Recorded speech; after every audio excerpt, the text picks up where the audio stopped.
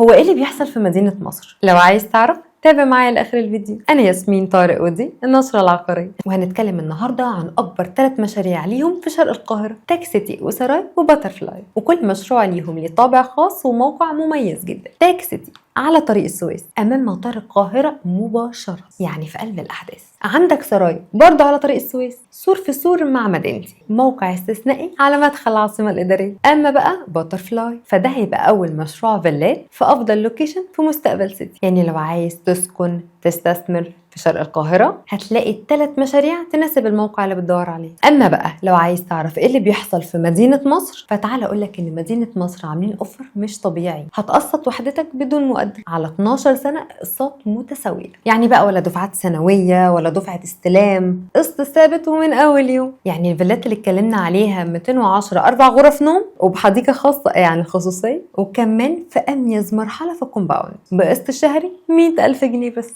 وكأنك بتقسط شقة 3 غرف نوم وبسعر النهاردة. والأوفر مش بس على الفيلات، لا ده كمان على شقق غرفتين و3 نوم بنفس خطة سداد على 12 سنة وبدون أي دفعات وبدون مقدم. أظن كده الفرصة ما بتجيش مرتين. الأهم بقى إنك تبقى صياد فرص وتقدر تاخد القرار. لو عايز بقى تعرف إيه الوحدات المتاحة وأسعارها تواصل معنا دلوقتي. كنت معاكم في النشرة العقارية، أول محتوى مرئي عن أخبار العقارات في مصر.